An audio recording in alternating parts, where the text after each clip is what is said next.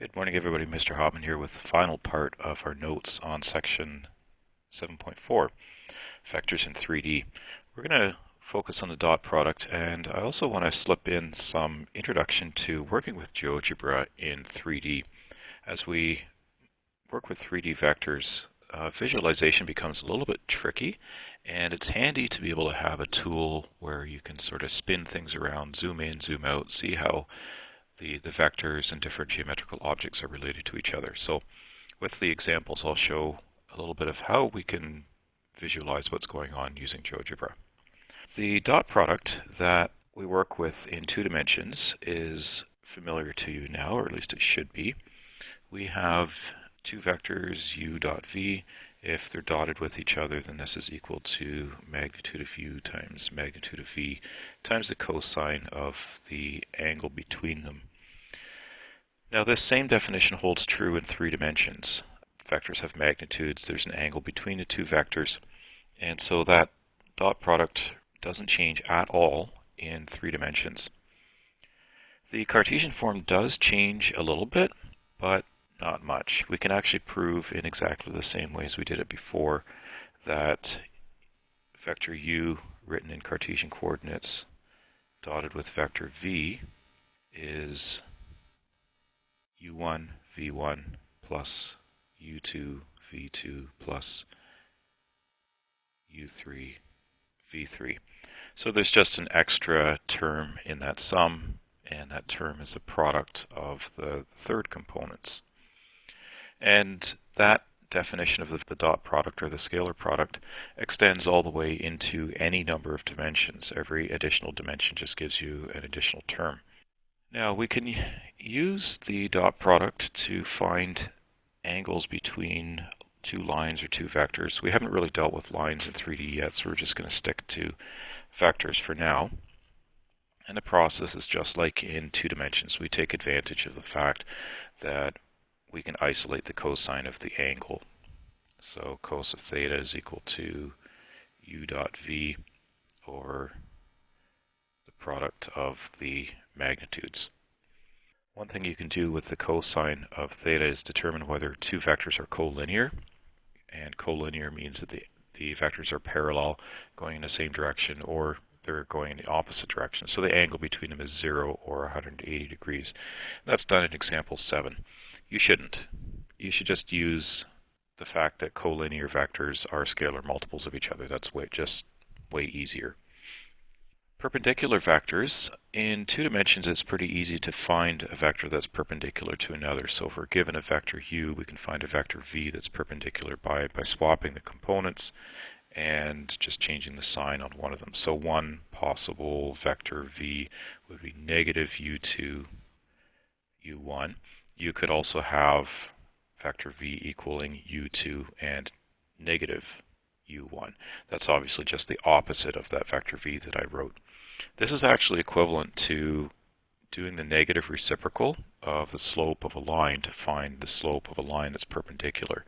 If you think of the horizontal component of the vector as being the run and the vertical component being the rise, then rise over run, if you swap them and change the sign, then that's really what we're doing with these components. We can illustrate that this guarantees that these 2 vectors are perpendicular. So u dot v is going to be equal to u1 u2 dot negative u2 u1, and we can carry out that dot product, and it's going to be negative u1 u2 plus u2 u1, and that is clearly 0. This does not work in 3D. It's not quite so simple to find a vector that's perpendicular to another. We can't just swap the components and change the sign on one of them. And that's because there's 3 pairs of components. So it's not clear which pair we would choose. You might argue, okay, let's swap all 3. But if you do that, you can actually end up with the original vector back, and that really is not helpful. There are actually an infinite number of vectors in 3D that are perpendicular to a given vector in 3D, and we'll see that in GeoGebra. Let's work through some examples, just some reminders of how to work with the dot product in 3D, and then also defining directions. We're given two vectors in example 6. We're asked to find the dot product between them, and let's just fill that in. Some mental math, and that dot product is equal to negative 11. Notice that this is negative. That means the cosine must be negative and the angle between the two vectors is obtuse. So cosine of theta is going to be equal to u dot v divided by the product of the magnitudes. And we do need the magnitude, so let's just find that over here. Magnitude of vector u, 2 squared plus 3 squared plus 5 squared, and a little bit of mental math tells us that's square root of 38. Vector v, same deal, 8 squared plus negative 4 squared, and I see I made a boo-boo writing earlier.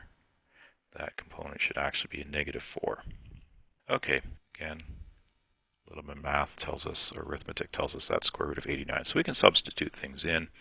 The dot product is negative 11. The magnitudes are root 38, root 89. And we can do the inverse we can figure out what that is and do the inverse cosine of that. So what we end up with is the angle equaling approximately 100.9 degrees. So obtuse, like we expect. This is what you'll see when you first start up GeoGebra Classic. We want to use the 3D graphics mode. So I'm just going to go ahead and click on that. And we see the 3D graphics view. We don't need the on-screen keyboard.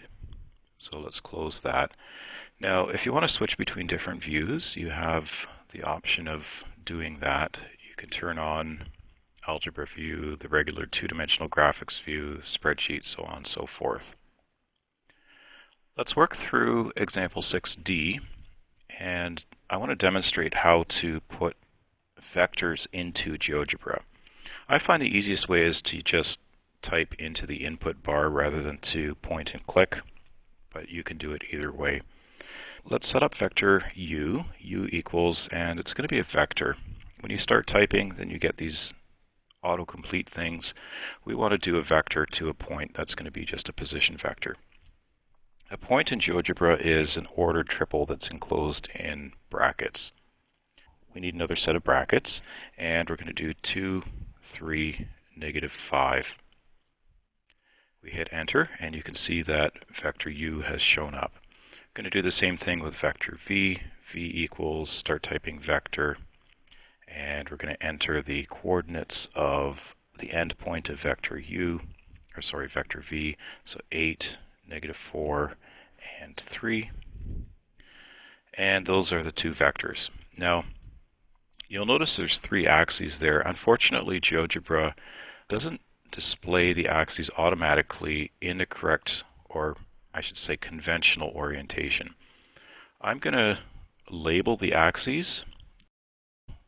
Let's label the x-axis with an x and the y-axis with a y, and not surprisingly, we'll do the z-axis with a z. And you can see, looking at those axes, the x-axis is pointing off to the left and the positive y-axis is actually pointing backwards. Let's rotate the view. We can rotate the 3D graphics view and just sort of spin it and make sure that our axes are more or less set up the way we want them to be set up. X going to the left, Y going to the right. That gray parallelogram there, or I guess it's a rhombus, is the XY plane. For clarity, we can turn that off. So right click and just uncheck plane. And now you can see our axes. Conveniently in GeoGebra, they are nicely colored, red, green, blue for X, Y, Z. And you can see our vectors. And if you want, you can spin this around and sort of get a view of how the vectors are oriented relative to each other. Okay, let's get things back in normal orientation so that we have X and Y going off like that. Example 6, one of the things I did was do a measurement of the angles between the two vectors. So there's a tool that does that. You can click on there, and one of the things we can measure is an angle. So the angle tool, it expects 3 points or 2 lines two vectors work equally well, so we can click on vector u and vector v, and it doesn't matter what order we do it. There's the angle, and it's a little bit small. Let's increase the size of that angle and make the size a lot larger. There we go. And you can see that the value of that is indeed 100.9. I suspect that behind the scenes GeoGebra is actually doing exactly what we did, find cos of theta using the dot product. So that's example 6 in GeoGebra. Example 7, honestly, is dumb. Don't do it that way. It's pretty obvious just by inspecting the vectors that vector b in example 7 is equal to 3/2 times vector a.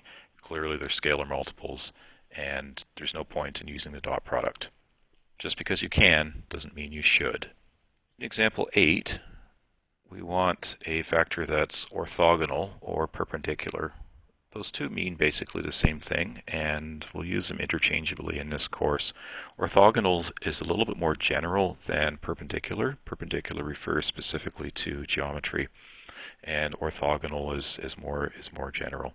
We've got vector u equaling 2, 3, 4, 5. Our vector v, we don't know what it is, but let's call it just x, y, and z. We know that if vectors are perpendicular, then their dot product has to be equal to 0. So let's do the dot product. That's going to be 3x plus 4y plus 5z. That's got to be equal to 0. Notice that there's one equation there, and we have 3 variables, so there's an infinite number of solutions.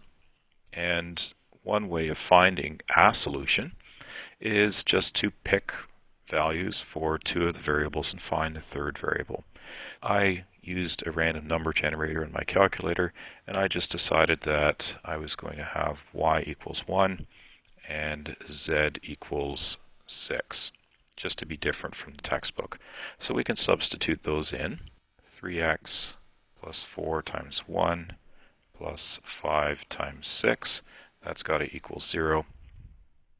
We end up with 3x plus 34 is equal to 0, and a solution to that equation is negative 34 over 3. So a vector that's perpendicular to vector u is negative 34 over 3 and 1 and 6 as its components.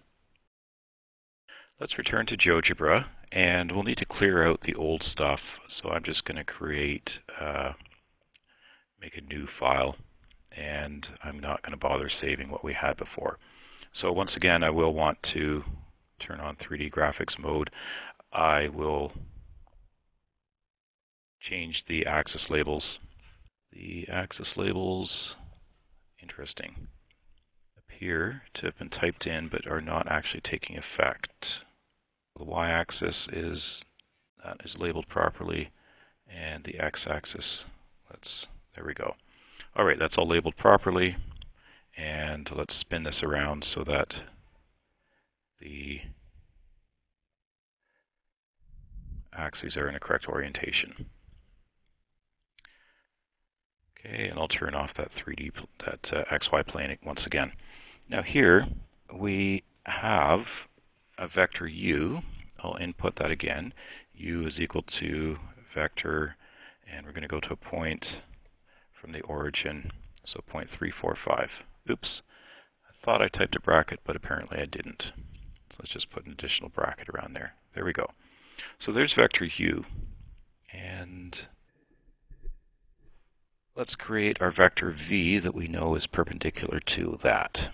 Vector v, vector, and I need a double bracket there, and it is negative 34 thirds and 1 and 6.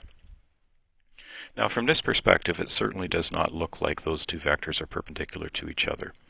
What we can do is measure the angle between them, and we see that the angle is in fact 90 degrees.